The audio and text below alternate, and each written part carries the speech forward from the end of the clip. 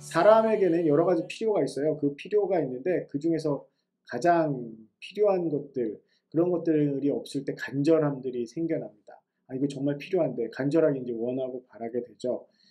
이 간절함을 이룰 수 있는 기회를 보고도 만약에 그 기회를 놓친다면 얼마나 안타까운지 모르겠습니다. 기회가 기회인 줄 알아야 되는 것이죠. 기회가 기회인 줄 모르면 지나쳐 버리게 됩니다. 그래서 눈을 뜨고 본다는 것이 굉장히 중요합니다.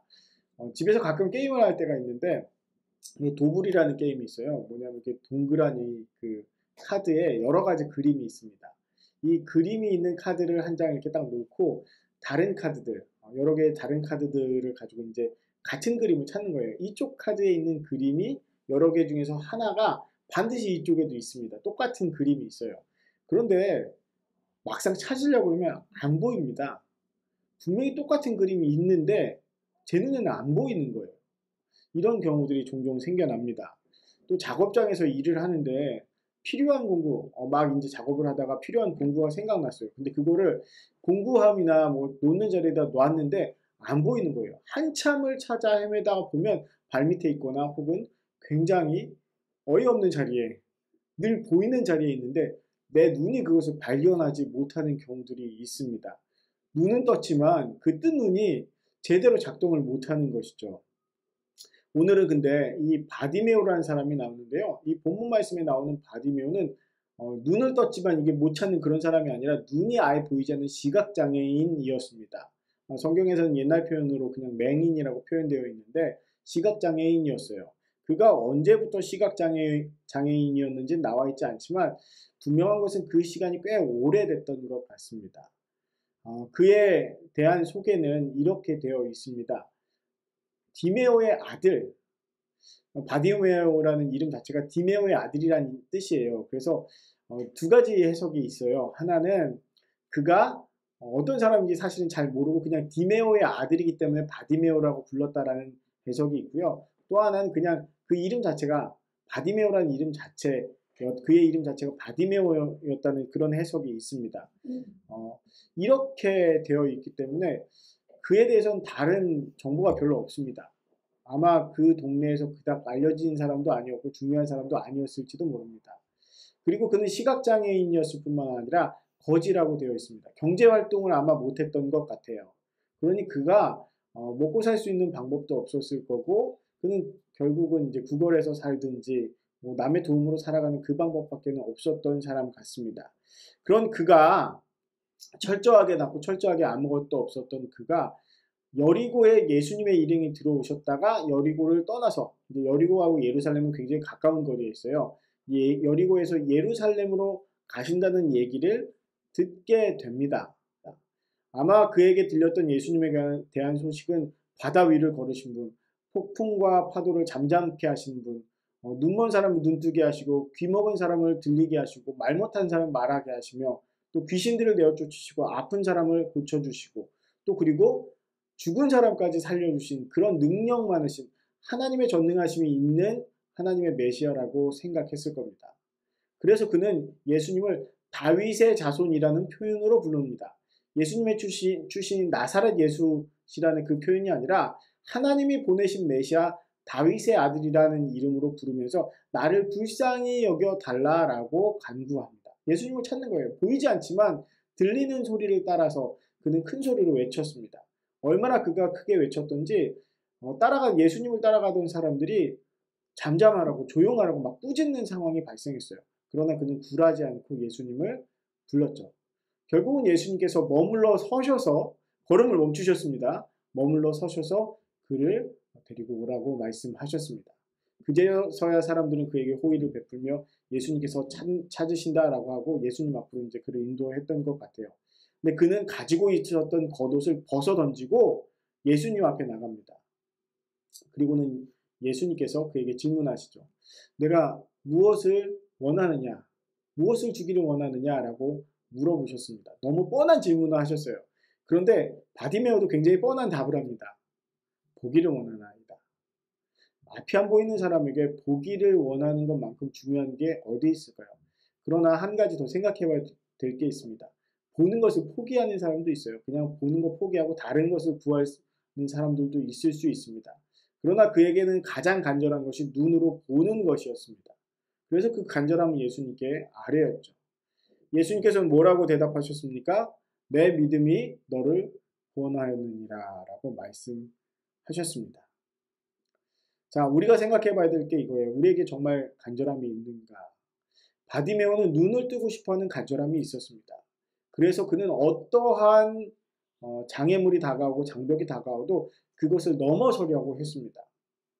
우리가 믿음이라는 얘기를 하죠. 예수님께서도 내 믿음이 너를 구원하였느니라 라고 말씀하셨는데 그게 어떤 믿음을 도대체 말씀하시는 걸까요? 예수님께 나음을 받았던 사람들을 보면요. 그 믿음이라는 이야기를 예수님이 종종 하십니다. 따라 내 믿음이 너를 구원하였느니라. 내 믿음이 너를 구원하였느니라 라는 이 선포 속에서는 여러 가지 의미가 담겨 있지만 이거예요. 그가 자신의 능력이 아니라 하나님의 능력을 기댔다라는 얘기가 담겨져 있습니다. 나는 스스로를 구원할 수 없고 나는 스스로를 낫게 할 수 없으니까 정말 나를 구원해 주시고 정말 나를 낫게 해 주실 분을 향해서 내가 그것을 간절히 구한다는 거예요. 그리고 그 믿음이 어떠한 장애물이 있어도 그 간절한 믿음이 주님 앞에 나아가는 것을 막지 못하게 했다는 겁니다. 결국은 주님 앞에 다다르게 했다는 것이죠. 이 간절한 믿음, 바디메오는 주변 사람들이 그를 막 꾸짖었습니다. 조용히 하라는 거예요. 그냥 잠잠히 있으라는 겁니다. 그러나 그는 멈추지 않았죠. 예수님 외에는 자신의 그 눈을 뜨게 해줄 수 있는 분이 없다라고 판단했고 그의 일생의 처음이자 마지막 기회라고 그가 아마 생각했을 겁니다. 예수님을 따라가서 예수님 뒤에서 옷자락을 만졌던 12해를 혈루병으로 앓았던 그 여인은 어떻습니까? 그 여인도 사람들의 장막을 거치고 헤치고 들어갔습니다. 사람들이라는 그 장벽을 헤치고 예수님께 다다라서 그 옷자락을 만진 것이에요. 아마 그녀가 거기에 있었다는 사실을 다른 사람들에게 알려졌거나 하면 굉장히 많은 수모와 모욕을 당했을 수도 있습니다. 왜냐하면 율법에 혈루병 앓는 사람은 접촉이 금지되어 있기 때문이에요. 가지 말아야 될 자리에 가서 예수님을 만나고 만진 거예요. 그런 장벽들을 그녀는 돌파해냈습니다. 예수님은 그녀의 그 행동을 보시고 내 믿음이 너를 구원하였느니라 라고 말씀하신 겁니다. 또 그리고 수로보니게 여인은 어떻습니까? 그 여인은 예수님 앞에서 이방인이라는 차별을 당했습니다. 율법에 적혀있는 말들과 그 유대인과 이방인들 사이에 있는 관계들 때문에 이방인에 대한 차별은 당연했었어요. 유대인들에게는 당연했습니다. 그 수모를 겪으면서도 이 여인은 자신의 딸을 위해서 그 장벽을 돌파합니다. 그 간절함이 있었기 때문이죠. 여러분, 오늘 우리가 우리의 문제를 가지고 예수님께 나아가는데 정말 그 간절함이 있는지 한번 물어보시기 바랍니다. 우리의 구원을 이루어 주실 정말 유일하신 주님 앞에 우리가 그 문제를 간절히 가지고 나가는지. 우리에겐 수많은 장벽들이 존재합니다. 주변 사람들의 눈도 있고요. 또 그리고 상황도 있고요. 또 그리고 내 자신 안에 있는 어떤 마음의 상처나 혹은 다른 것들도 있습니다. 두려움도 있죠. 의심도 의욕도 생깁니다. 혹은 때로는 욕망과 욕심도 생겨서 우리를 주님 앞에 그 간절한 소원을 가지고 나아갈 수 있도록 나아가는 것에 방해하는 일들이 많이 있습니다. 우리는 그 장애물들을 주님 앞에서 극복하고 나아가는지 한번 물어보시기 바랍니다. 그런데 중요한 것은 또 한 가지 있어요. 뭐냐면 예수님께서 머물러 서서 기다려 주신다는 거예요. 우리의 소리를 그냥 무시하고 지나가시는 하나님이 아니시라는 겁니다. 우리가 부족해도 우리가 많은 것을 가지고 있지 않아도 우리가 부르짖는 그 부르짖음에 예수님은 귀를 기울이시고 응답해 주시고 늘 그곳에 계신다는 것입니다. 그것이 바로 내 믿음이 너를 구원하였느니라 라는 말씀 속에 다 담겨있는 내용들이죠. 그렇게 해서 이제 간절한 소원이 이루어졌어요. 근데 그 간절한 소원이 이루어진 다음이 또 있습니다. 그게 또 중요한 것 중에 한 가지입니다. 제가 이제 성서일과 본문을 가지고 말씀을 이렇게 준비하고 전하는데 이 성서일과 본문 중에서 구약의 시편은 오늘 34편 1절부터 8절까지의 말씀이 구약 본문으로 나와 있습니다. 이게 어떤 내용이냐면 이렇게 되어 있어요. 다윗이 아비멜렉 앞에서 미친 채 하다가 쫓겨나서 지은 시. 그러니까 다윗이 사울왕을 피해서 도망 다니다가 아비멜렉에게 가서 의탁하기로 합니다. 그런데 갔더니 분위기가 안 좋은 거예요. 다윗은 골리앗을 죽인 유명한 사람입니다. 적국의 장수였어요.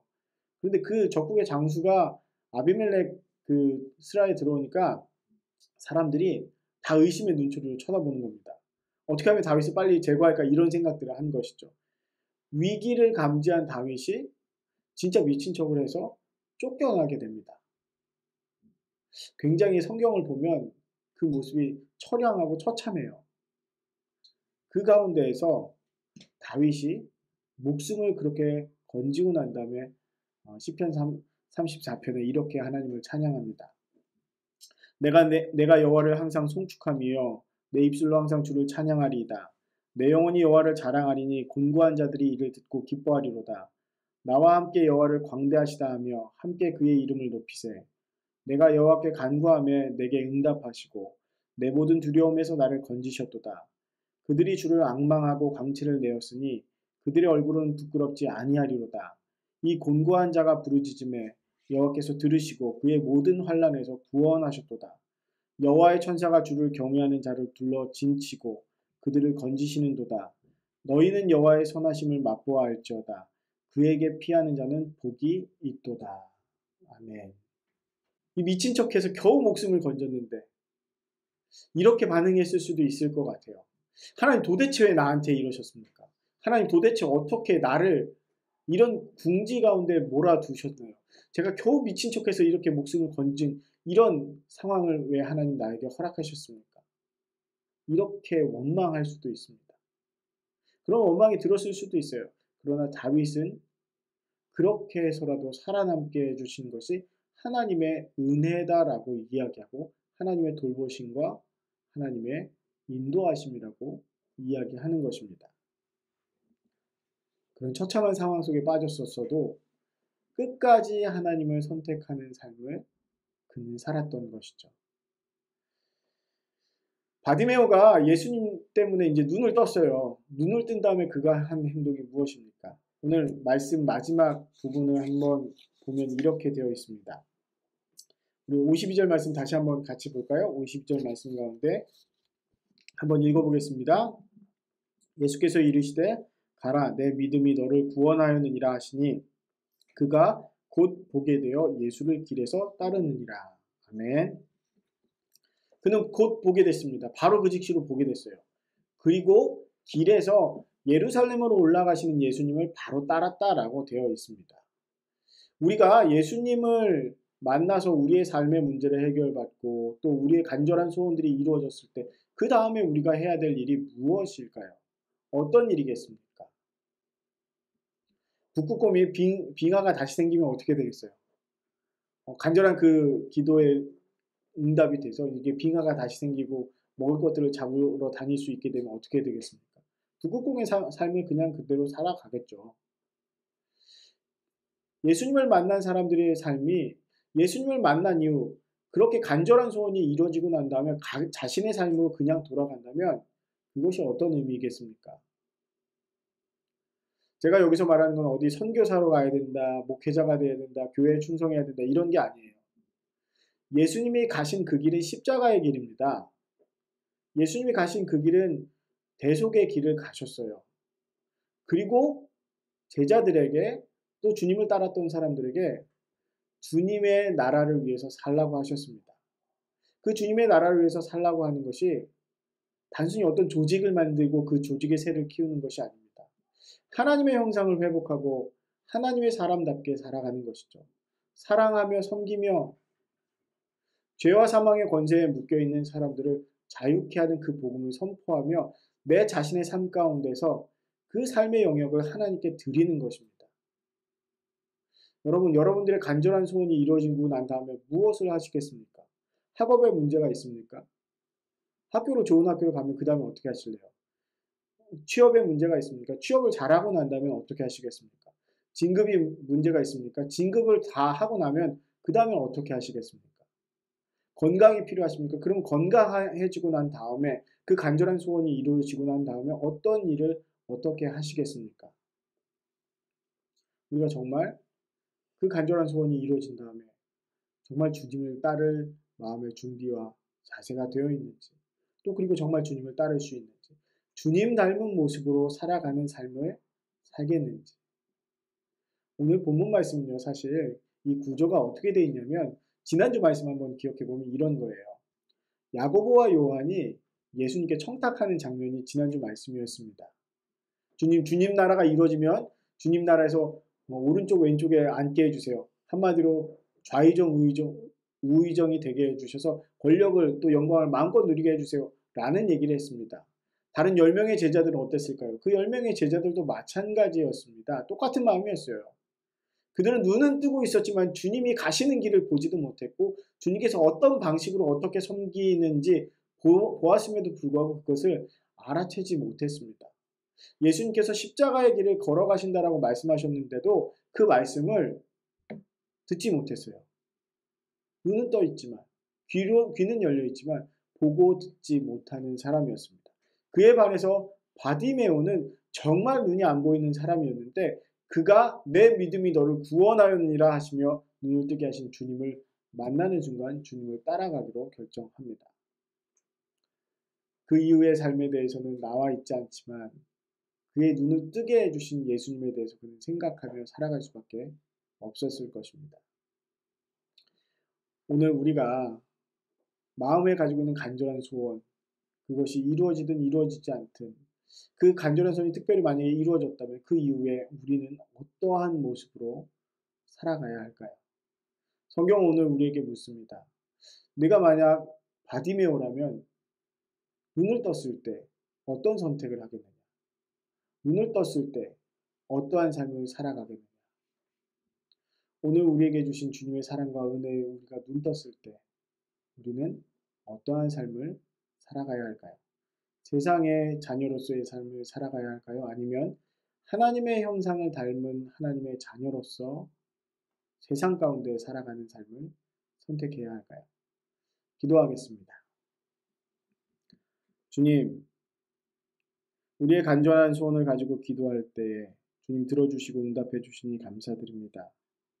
또한 그 이후에 우리의 선택이 정말 나를 구원해 주신 주님의 뒤를 따르는 주님의 십자가의 삶을 따르는 삶이 되기 원합니다.